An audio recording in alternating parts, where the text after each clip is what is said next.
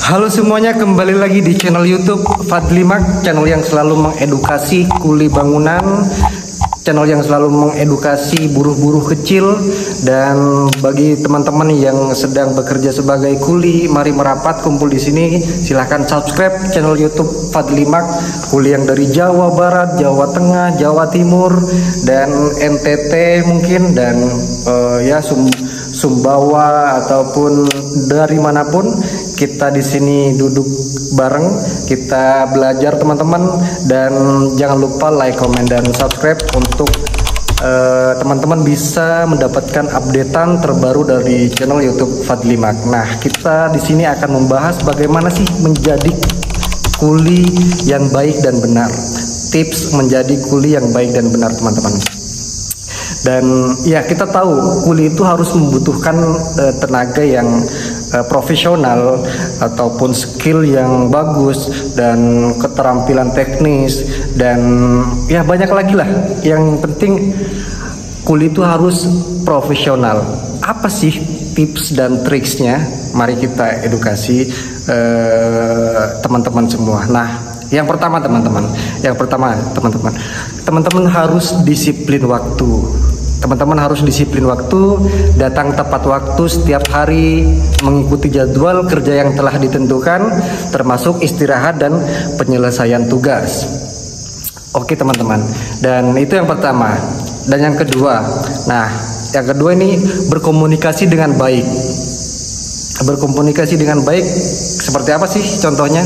Pahami instruksi dari mandor atau supervisor. Jadi biasanya tuh kita kalau di proyek bangunan ini, kita biasanya ada kayak pengawas atau supervisor atau mandor di lapangan yang kita perjelas apa yang diperintahkan sama dia dan kerjakan sesuai arahannya. Nah, jangan ragu untuk bertanya jika ada yang tidak dipahami, teman-teman.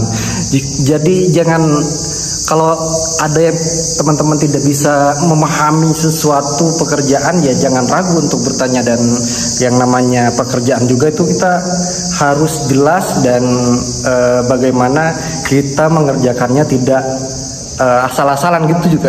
Nah, berikan laporan perkembangan pekerjaan jika diminta. Jadi teman-teman kalau untuk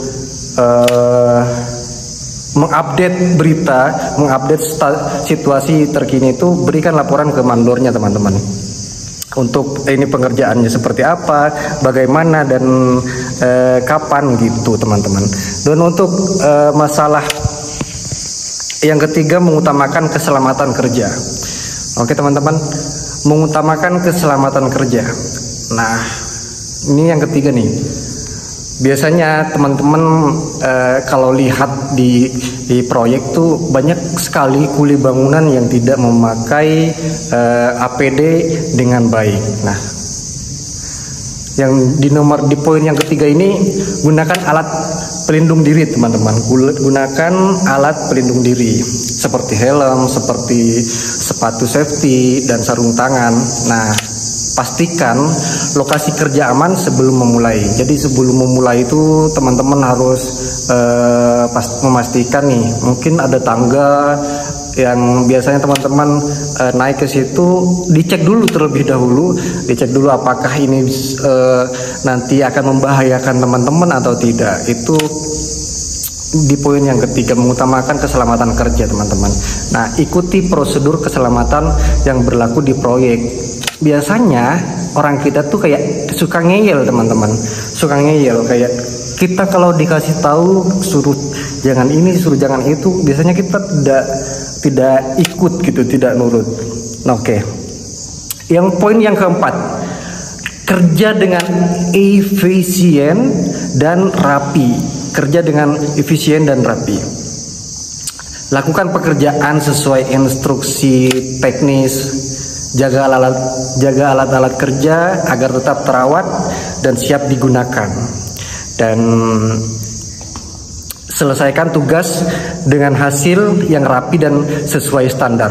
Itu yang menjadi poin utama dari bagaimana menjadi kuli yang baik dan benar. Nah, kita biasanya di lapangan tuh kan kita mengerjakannya asal-asalan. Padahal kunci dari menjadi kuli yang baik dan benar itu kita harus mempunyai skill yang bagus dan melakukan pekerjaan yang profesional gitu untuk menjaga alat-alat, dan kita membutuhkan apabila teman-teman ingin mendapatkan hasil yang baik, teman-teman harus membeli alat-alat yang bagus juga gitu. Itu sudah teori, teman-teman. Itu udah teori. Jadi bagaimana teman-teman untuk supaya menjaga alat-alat yang telah diberikan oleh mandor contohnya ataupun kantor itu untuk dipergunakan dengan baik dan benar, dan harus dijaga ya, tidak boleh hilang ataupun rusak teman-teman. Nah, poin yang kelima teman-teman, fokus dan teliti. Hindari melakukan pekerjaan sambil bercanda teman-teman yang berpotensi menurunkan kualitas atau membahayakan. Ya, periksa kembali hasil kerja sebelum melapor kepada atasan. Jadi fokus dan teliti bagaimana ketika teman-teman biasanya nih kalau di tempat kerja itu kita kan kayak sedang main HP, guyon sama teman, dan kayak apa ya, kita di sini memang harus benar-benar profesional teman-teman. Di lapangan tuh kita kalau teman-teman main-main kayak apa istilahnya itu, main HP atau apa, tidak fokus ya bakal berantakan gitu dan tidak efisien pekerjaan tuh. Dan poin yang keenam, bekerja sama dalam tim. Bantu rekan kerja jika diperlukan, jaga hubungan baik dengan semua anggota tim. Pahami bahwa keberhasilan proyek tergantung pada kerja sama semua pihak. Jadi kita itu satu tim teman-teman. Bagaimana harus teman-teman itu bekerja sama dengan baik, bukan menjadi satu. Biasanya di apa ya, yang saya temukan, semuanya pengen unggul, semuanya pengen cari muka, pengen menjilat. Ya saya tahu di dunia perkuliahan, bahkan di dunia pekerjaan di perkantoran juga itu ya ada lah gitu. Kita tidak bisa istilahnya itu tidak bisa